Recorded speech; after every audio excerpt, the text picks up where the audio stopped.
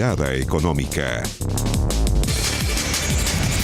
Hola, hola, ¿cómo les va? Mirada Económica al aire, una semana con harta noticia en la economía. El cobre, que está en su mayor nivel en 7 meses. El dólar, que está retrocediendo, También Nicolás Vidal. es bueno eso. Son mejores noticias. Bueno. No vamos a hablar de ninguna señal de nada, porque el horno no está para hoy. No dice mucho, pero sí son buenas noticias. Pero evidentemente estamos dentro de un contexto, Andrés Vidal, complejo en la economía y que va a ser aún más complejo en los próximos meses. No hay que engañarse, lo ha dicho el Ministerio de Hacienda, expertos, organismos internacionales. Evidentemente hay un detalle ahí que nos va a marcar y eso también está generando muchas dudas, por ejemplo, en el empleo. Sí, complejidades que se traducen en empleos temporales, que son siempre muy prolíficos durante estos meses de noviembre, meses de diciembre, aumentan sobre todo en el retail, pero se ha visto en esta coyuntura que han disminuido casi un 50%. Jaime Quesada con la nota. Está más o menos difícil la cosa. Ha bajado por 7 años, ha cambiado mucho. A lo que era años atrás ha cambiado mucho. Cuesta mucho encontrar trabajo hoy en día. Que está mucho más difícil, que no se compara con años anteriores, que cuesta demasiado encontrar. Conceptos que se repiten en un diciembre distinto. Las contrataciones para los tradicionales trabajos temporales están más lentas y ahora son por menos tiempo. Ahora nos han llamado, oye, lo que tengan, por favor, llámame igual, yo puedo igual ir a trabajar, si necesitáis que te reparta cosas. O sea, desde casi puedo ser el junior, te ayudo en lo que sea. Esta agencia publicitaria todos los años contrata a jóvenes como volanteros, promotores, anfitrionas y vendedoras. Entre octubre y diciembre se concentraba la mayoría del empleo part-time, pero este año fue diferente. Muchos eventos suspendidos obligaron a cancelar los trabajos. Los puestos de trabajo, en el caso, ponte tú, una anfitriona, test drive, que nosotros ocupamos en los locales, la misma producción, que de repente estamos con mucha producción y solicitamos a los mismos niños que trabajan universitarios que nos apoyen, un 90% la caída. Baja que además se refleja en las contrataciones de las empresas. Si el 2018 el 14% de las compañías ofrecieron empleos part-time, este año la cifra cayó a solo el 10%. El año pasado incluso en las vacaciones hubo miles de empleos, los reponedores part-time por todos lados. Este año bajó mucho eso, la gente está buscando trabajo por todos lados. Sin duda han habido muchos despidos por lo que ha pasado más que nada. No sé, pienso que tal vez no lo quieran por el motivo de que pase algo a sus trabajadores, a la gente que contratan por su contratación. Entonces no sé el miedo que ellos tendrán. Porque además disminuyó la duración de los contratos. Si el 2018 el 33% de las empresas ofrecía menos de 30 días, ese número ahora subió al 50%. Y con los contratos de 30 a 90 días, lo mismo. El 2018 eran muchas más las empresas que lo tenían como opción. Si uno hubiera preguntado antes, seguramente el plan era de aumentar más la plana y actualmente la realidad es que sí, seguramente esto se debe a la contingencia y a la potencial baja de ventas en ese sentido. Contingencia post 18 de octubre que tiene complicado al comercio. Por eso distintas organizaciones que agrupan al 60% de los trabajadores del país hicieron un llamado a hacer una pausa por el trabajo. Damos en estos momentos empleo a más del 80% de los trabajadores. Somos 1 millón de empresas y de ese 1 millón de empresas, desgraciadamente, hay muchas que han sido saqueadas. Caída en los empleos temporales y también en los permanentes que preocupa a los empresarios. El empleo está siendo tremendamente desafiante y en definitiva a nosotros nos tiene bastante preocupados lo que estamos viendo en empleo y lo que se está viendo hacia adelante. Un fin de año distinto, con dudas y preocupaciones para un sector importante del país, pero sobre todo para las personas que buscaban una oportunidad para encontrar un trabajo durante estos meses. Parte del contexto que le estamos mostrando a través de Canal 24 Horas, TVN 24horas.cl, la situación del empleo, la economía, y vamos a ir con un tema ya clásico en nuestro programa Mirada Económica, que son las pensiones. Hay mucha noticia, mucha información, mucho que está pasando con respecto a uno de los temas que dentro de las demandas sociales aparece como una de las prioridades, justamente las pensiones. Vamos a estar conversando sobre eso. Está con nosotros el superintendente de pensiones, Osvaldo Macía, en el programa. Superintendente, bienvenido, gracias por acompañarnos. Muchas gracias, buenas tardes. Bienvenido, superintendente. A ver, en estos momentos está discutiendo, se está definiendo en el Tribunal Constitucional acerca de estos famosos retiros de dinero de los fondos de pensiones, la posibilidad de una mujer de Antofagasta, otra afiliada de Punta Arenas puede retirar sus retiros de los fondos previsionales por diferentes motivos. ¿Qué puede significar para los fondos de pensiones, para el sistema, una eventual aprobación, luz verde del TC para retirar estos fondos? Bueno, primero que nada, igual quiero empatizar con los afiliados. Sé que todos ellos tienen legítimas necesidades y demandas y les interesa cubrir necesidades con el dinero que ellos tienen acumulado en los fondos, pero sin duda eso es solamente un beneficio de corto plazo. Los sistemas de pensiones en todos los países del mundo son de contribución obligatoria, porque si no las personas no ahorran para pensiones. Y el único objetivo de los sistemas previsionales justamente es que cuando las personas dejen de trabajar tengan un ingreso para mantenerse durante el periodo pasivo. Por lo tanto, una consecuencia de permitir el retiro para otros fines distintos de los previsionales, lo único que haría es que los pensionados finalmente queden condenados a una vida de pobreza, o bien que el Estado tenga cargas prácticamente imposibles de sostener cuando esos pensionados acudan a tocar la puerta del Estado para poder mantenerse. O sea, las consecuencias serían desastrosas si se permite sacar recursos de los fondos para fines distintos de pensiones. Tenemos un ejemplo, nuestro vecino Perú aprobó una ley hace 2 años que permite a los trabajadores sacar el 95% de sus fondos al momento de jubilarse o bien pensionarse. El resultado es que también coincidentemente el 95% de los afiliados han elegido retirar sus fondos y no pensionarse. Y la mayor parte de esos fondos se han destinado a consumo, lo que significa que más temprano que tarde esos ancianos no van a tener dinero y por lo tanto van a tener una situación muy compleja para poder sostenerse en los años de vejez, en los años de más necesidad. Superintendente, de hecho, uno de los puntos que están dentro de los alegatos que se han presentado en el Tribunal Constitucional en contra de los recursos presentados por estos pensionados es principalmente eso. Se habla de la posibilidad de una fuga masiva de los ahorros previsionales si efectivamente se diera el vamos. Esa es una visión, pero se contrapone con la otra visión que habla del derecho a la propiedad, que los ahorros previsionales son de los cotizantes, no de las administradoras quienes, a través de la ley, prohíben poder hacer retiro de eso. ¿Cómo se van contraponiendo esas dos miradas que obviamente están siendo evaluadas por el TC? Claro, en la Constitución existen los dos derechos. Están consagrados el derecho a la propiedad, y que significa que las personas tienen derecho a uso, goce y disposición de sus bienes. En este caso es lo que argumentan los que sostienen que los fondos se pueden retirar. Pero también la Constitución establece el derecho a la seguridad social. Y en este caso ambos principios se concilian, que los afiliados sin duda son los dueños de los recursos, pero para un fin de seguridad social, es decir, tienen que cotizar obligatoriamente durante su vida activa y finalmente pueden retirar esos recursos solamente al momento de pensionarse. Son perfectamente conciliables ambos derechos, el derecho de propiedad de los fondos y el derecho a la seguridad social. Ambos están en la Constitución y sin duda alguna que nosotros creemos que todo lo que está hoy día legislado en el sistema previsional cumple con todas las normas de la Constitución. Pero a su juicio, justamente con ese análisis desde la Constitución y la norma que finalmente dicta el sistema de AFP, el bien mayor es resguardar el sistema de seguridad social y por ende ese argumento de una fuga masiva de los ahorros previsionales podría generar un descalabro del sistema de ahorro previsional.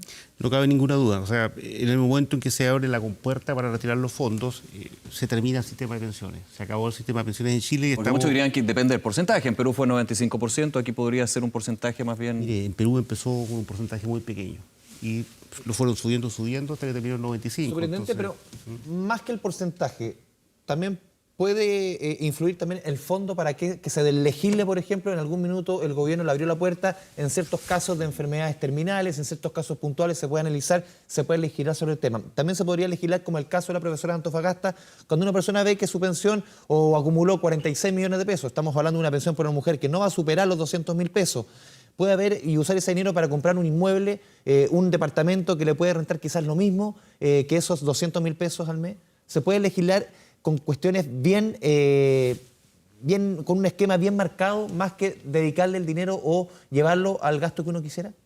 Yo creo que en general abrir la compuerta para fines distintos de pensiones es tremendamente riesgoso. Para cualquier caso sería a su juicio. Yo creo que hay casos que se pueden estudiar. Los denominados casos excepcionales. Claro, por ejemplo, enfermedades catastróficas, yo creo que es un tema razonable de ser estudiado, porque en ese caso la idea es que las personas se pensionen con la mayor cantidad de recursos y no con menos recursos. Si yo lo destino, por ejemplo, a pagar una hipoteca, que es un fin legítimo, finalmente mi pensión va a ser menor nada más. Ahora, ¿qué pasa si yo lo destino a enfermedad catastrófica? Mi pensión va a ser mayor. ¿Por qué va a ser mayor? Porque una enfermedad catastrófica implica que yo no voy a vivir hasta los 85 años si soy hombre o hasta los 90 si soy mujer, sino que voy a vivir menos tiempo porque tengo justamente una enfermedad catastrófica. Y van a necesitar más recursos. Exactamente. También. Entonces, si el examen médico riguroso efectuado por profesionales indica que la persona va a vivir, por ejemplo, 3 años, usted no tiene para qué calcularle su expectativa de vida en 30, digamos. Y en ese caso lo que va a ocurrir es que va a sacar una pensión mucho mayor que la que obtendría si usa la tabla de mortalidad normal. Y en ese caso, claro, como usted mismo dice, no se justifica postergar esa necesidad de la persona que puede usar para justamente financiar su enfermedad, y en el caso de que le calculemos la vida con 30 años, lo que va a ocurrir es que va a dejar una herencia o una pensión de sobrevivencia por muchos años, digamos. Y en el caso, por ejemplo, de financiar un inmueble. En el caso de financiar un inmueble, siendo algo totalmente legítimo, yo creo que no corresponde, porque lo que vamos a lograr ahí derechamente es hacer un forado al sistema de pensiones y disminuir las jubilaciones aún más de lo que queremos hoy día. Lo que nosotros queremos es subir las pensiones y no bajarlas, digamos. Así como es legítimo una hipoteca, también hay muchas otras necesidades legítimas que las personas La tienen. gente hace el análisis ahí, al final yo compro ese departamento, pero ese bien no pierde valor, recibo, por ejemplo, un arriendo si es que lo destino para ello, y en el momento quizás más adelante puedo venderlo y incluso tener más dinero que tenía un inicio. Y yo creo que, claro, todas las personas generalmente pensamos que si tenemos el dinero en nuestras manos vamos a hacer un buen negocio, pero si uno no va y analiza las situaciones reales, es muy probable que el dinero finalmente lo pierda la persona, ¿no? Porque eso ocurre. ¿El ejemplo de Perú a su juicio marca la pauta? Y yo, o sea, es una opinión personal, yo creo que los fondos de pensiones son exclusivamente para jubilaciones, que no debemos desviar los otros fines, que eso es el principio del fin del sistema de pensiones, pero que sí, para casos excepcionales como enfermedades catastróficas, sí podría estudiarse un retiro de fondos, porque efectivamente son personas que van a vivir menos tiempo y no se justifica en ese caso aplicarle una expectativa de vida normal. Digamos, en ese caso yo creo que podría haber justificación para un cambio. Superintendente Macías, lo quiero llevar a un tema que por supuesto está relacionado, que es este estallido social, las demandas sociales más bien, donde a través de la consulta ciudadana de los municipios, también los carteles que uno ve en las distintas manifestaciones, el tema pensiones se repite. Y claro, no solamente desde el 18 de octubre. Está en el primer lugar. Está uno de los primeros lugares con salud y, por ejemplo, terminar con los abusos y entre otros. Pero yo quiero ir más allá. No solamente del 18 de octubre se hablaba de las pensiones. Así es. Hemos hablado varias veces desde hace bastante tiempo. ¿Cree usted, superintendente, que con lo que se ha vivido, con los cambios que se te han dado, por ejemplo, con la agenda social, donde finalmente con cambios dentro del Congreso se aumenta un 50% parte del financiamiento, parte del dinero para el Pilar Básico Solidario, está generando cambios en el sistema de pensiones o por lo menos una mirada distinta de lo que se tiene que hacer? Yo creo que sí. Después de, usted mismo lo ha dicho correctamente, este es un tema que ya estaba instalado desde antes, pero el sentido de urgencia se instaló después del 18 de octubre. Usted vio que se aprobó en tiempo récord una norma que sube las pensiones del sistema de pensiones solidario, 1.600.000 personas. Que de hecho partió de 20% y terminó en 50%. Terminó en 50% y ya están pagándose esas pensiones. Están pagando el IPS, las pensiones básicas solidarias, también están pagando las administradoras de fondos de pensiones y las compañías de seguros de vida. Durante todo este mes, las pensiones ya incrementadas con un 50% para quienes tienen más de 80 años. Y los APS también incrementados en distintos tramos según la edad. O sea, aquí hay un importante aumento de recursos. Todas las pensiones básicas solidarias van a quedar en 165.000 pesos, aumentando un 50% en enero del 2022. Y todas las pensiones que tienen aporte previsional solidario, o sea, las pensiones más bajas que tienen un complemento del Estado, van a subir un 34% de aquí también en enero del 2022. Entonces son incrementos importantes, son $1.000 millones al año que cuesta esta reforma, y es el primer paso, pero hay que continuar, no es suficiente. Ahora hay que subir las pensiones de la clase media. Superintendente, aquí, claro, se ataca el Pilar Solidario, pero tenemos el sistema. Y el sistema, claro, quizás usted como órgano regulador, como el máximo representante del órgano regulador, no es quizás el llamado a opinar sobre las reformas. Así es. Pero llevamos, superintendente, ¿cuánto? 3 años y un poco más discutiendo a fondo el tema de pensiones como un tema de portada, desde que se iniciaron los movimientos No Más AFP en julio del año 2016. 3 años y 3 meses, casi 40 meses, y no ha habido un cambio al sistema de pensiones. Ese sentido de urgencia, ¿A qué nivel estamos? Ya cuando ya estamos terminando, iniciando el 2020, llevamos prácticamente 4 años de discusión y no se le ha hecho un solo cambio al sistema de pensiones. Yo creo que usted tiene toda la razón. Yo creo que ha habido una excesiva demora en tomar medidas profundas para que las pensiones de los chilenos suban. Esto ya es un diagnóstico que lleva muchos años y es hora de que... Han pasado como 20 doctores alrededor, pero claro, nadie entra a picar. Es hora que nos pongamos de acuerdo y subamos las pensiones. Y eso yo creo que va a ocurrir ahora. Está justamente el gobierno negociando con los distintos sectores políticos para que en los próximos meses tengamos una segunda reforma que esta vez se enfoque en subir las pensiones de todos los chilenos que están en el pilar contributivo, no solo los del pilar solidario, sino que ya extendiéndolos derechamente a la clase media. Y creo que vamos a tener muy buenas noticias en las próximas semanas o meses para eso. Sentido de urgencia, me voy a quedar con ese concepto, superintendente. Vamos a hacer una pausa, seguimos conversando con el superintendente de pensiones aquí en Mirada Económica. No se vaya. Por supuesto.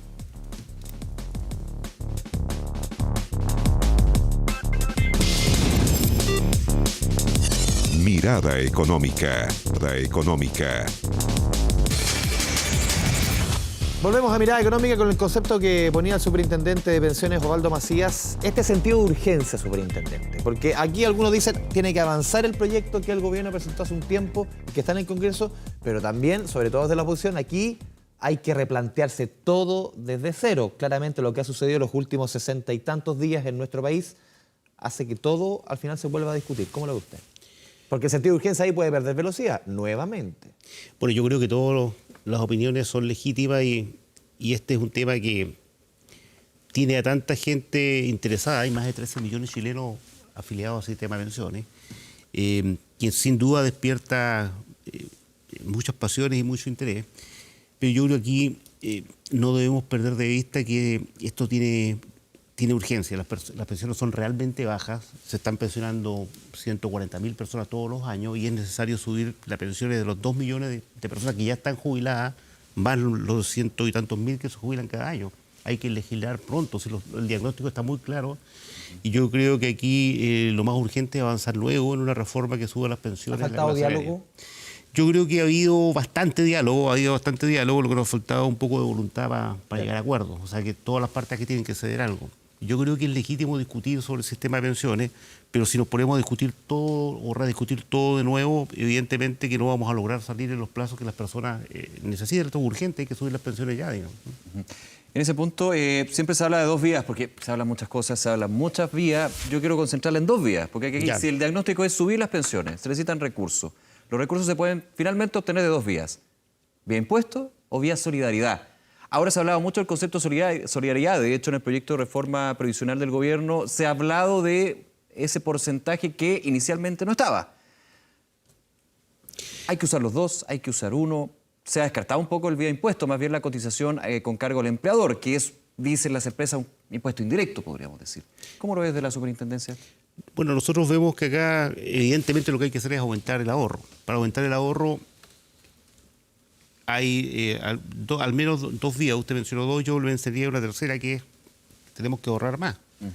Por eso tiene que aumentar la tasa de cotización o las personas tienen que ahorrar voluntariamente si es que pueden con los incentivos. ¿Aumentar a 14 a 15 ya quedó corto, superintendente? Y yo creo que seguramente vamos a tener que revisitar este tema en unos años más, pero dada la condición del mercado laboral, yo creo que lo prudente no pasarnos de 15. Pero en esa tercera vía, superintendente, el problema es que cuando uno dice ahorrar más desde el afiliado, hay un tema del mercado laboral, los sueldos, el mercado laboral en sí, que es un tema profundo que desgraciadamente se empieza a olvidar de esta discusión, pero es clave justamente en por qué hay lagunas provisionales, por qué el ahorro es bajo también.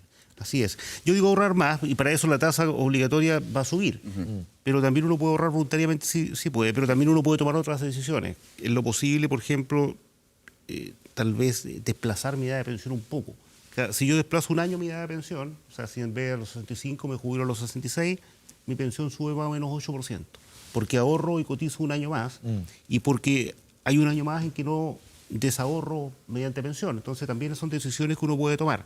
Luego hay otra fórmula que yo creo que hay que subir el poder adquisitivo de las pensiones. Se ha hablado del precio de los medicamentos, de las contribuciones de los adultos mayores. de la locomoción de los adultos mayores. Entonces nosotros debemos atacar esto por más ahorro, tratar de, ojalá, postergar la edad de pensión si se puede, subir el poder adquisitivo de los pensionados. Bajar los precios de distintas necesidades que tienen las personas. Exactamente, y por supuesto lo que usted dice es clave. Solidaridad vía impuestos, se hizo un enorme esfuerzo que se canalizó al pilar solidario y ahora en realidad lo que se está buscando es un mecanismo solidario vía cotizaciones, efectivamente, para ya llegar a la clase media. Por eso hago la diferencia, porque muchas veces se dice vía impuestos es solidaridad, pero es una solidaridad más bien forzada al pago de impuestos. Cuando se habla de solidaridad ahora es justamente llevar ese fondo común para poder aumentar las pensiones. Exactamente, es solidario porque en el caso de los impuestos, por supuesto, quienes más pagan impuestos son los que tienen más dinero y en ese sentido hay solidaridad. Aquí, claro, sería también solidario porque los sueldos o los ingresos más altos son quienes van a cotizar más y van a beneficiar en mayor medida quienes tienen sueldos más bajos. Superintendente, se nos va el tiempo. A ver, durante las últimas semanas ha estado bien arriba de la discusión el tema de los cambios de fondo. Usted incluso ha dado declaraciones que a mí me recuerda un poco, también lo dijo en su minuto Rodrigo Valdés, cuando surgió este movimiento No Más AFP que llamaba a cambiarse al fondo E. También hay entidades como Felices y Forrados y otras que recomiendan a la gente, obviamente con un pago de por medio, de cambiarse de tal fondo a tal fondo. Estas empresas, porque son empresas, no están reguladas, en el caso, por ejemplo, de Felices y Forrados. Hace rato que se viene discutiendo una regulación. En Estados Unidos existe, muchas de estas empresas, obviamente, incluso podrían tener hasta, en Estados Unidos podrían tener la posibilidad de penas de cárcel, si es que obviamente se reducen descalabros. ¿Cómo se está trabajando el tema aquí en Chile? Porque venimos hace rato anunciando, pero que de poco se ha avanzado. Tiene un nombre, regulación al market timing. Y yo creo que es imprescindible que todos estos recomendadores colectivos de cambio de fondo estén bajo el perímetro de supervisión de la Superintendencia de Pensiones. ¿Por qué? Porque tienen un rol fundamental en lo que es aconsejar, asesorar a los afiliados en temas tan claves como hacerlos cambiar de un fondo a otro en tiempos muy cortos. Y para eso uno tiene que hacerse responsable de las recomendaciones que está haciendo. Tiene que, la publicidad que uno emite tiene que ser verdadera. Y en definitiva lo que se está buscando acá es proteger a las personas. ¿No se han hecho responsables en Chile? No, por supuesto que no, nadie los controla, nadie sabe si... ¿Las recomendaciones han sido adecuadas? La superintendencia hizo un estudio hace unos años y las recomendaciones no eran adecuadas. Hay también estudios que muestran ya, que nosotros hicimos estudios hace un tiempo, que tomamos 7 años más o menos, hasta que terminó en 2016, donde veíamos distintas personas que se cambiaban de fondo, no importa por qué se cambiaban, sino que se cambiaban de fondo con una estrategia activa. ¿Qué vimos? Que en el 80% de los casos hubieran ganado más si se hubieran quedado en la estrategia pasiva, que es decir, en los fondos a los cuales lo hacían. Mirar a largo plazo. Claro, lo que pasa es que uno debiera ver esto a largo plazo. En un sistema de pensiones uno está a 40 o 50 años y evidentemente no se puede estar cambiando de fondo a cada rato. Hay evidencia que quienes se cambian de fondo muy seguido ganan menos que aquellos que se quedan en la estrategia pasiva. Por eso hay que ser muy cuidadoso con esto. ¿Y esto se ha notado mucho ahora? Con los cambios que se dieron del fondo E y ahora el regreso al fondo E mucho. Ahora, claro, ha habido, desde la crisis hasta ahora ha habido 4 llamados de cambios de fondo. Justo uno se dio antes de la crisis, pero se materializó después. Y han sido movimientos muy, muy grandes. No habíamos visto hace tiempo movimientos tan grandes, con mucho dinero saliendo y muchos afiliados cambiándose de fondo. Primero, hay una movida muy masiva desde el fondo E al fondo A, 50%. Luego el otro 50%. Después el otro llamado, volver al fondo E de nuevo en un 50%. Y antes de ayer otro llamado para volver en un 100% al fondo E. Entonces, en un plazo de 2 meses hemos tenido 4 llamados de fondo que van vuelta al portafolio. El problema de esto es, primero, que nadie sabe qué va a pasar con los precios, nadie puede adivinar qué va a pasar, pero además son tan grandes los movimientos que algún impacto tienen en el tipo de cambio y también en las tasas de interés de los instrumentos financieros. Entonces, finalmente, no solo son afectados los que se cambian de fondo, sino que los que no se cambian, porque el portafolio de la AFP tiene más liquidez del que debiera tener. ¿Para qué? Justamente para hacer frente a estos cambios de fondo. Y en ese caso, sin duda que los afiliados que permanecen en la AFP tienen un portafolio que no es el más óptimo que si estuvieran regulados estos cambios. Por eso es necesario regular tanto estos agentes recomendadores de cambio de fondo como los traspasos entre fondos. Waldo Macías, superintendente de pensiones, muchas gracias por esta conversación con Canal 24 Horas Mirada Económica. Gracias a usted. Muchas gracias, superintendente. Despidamos el programa, Nico. Así es, y a ustedes, como siempre, muchísimas gracias por sintonizarnos. Mirada Económica, llevando los temas de la economía a sus hogares aquí en Simple. Y por supuesto los invitamos, como siempre, a seguir en sintonía de Canal 24 Horas. Que estén muy bien. Chao.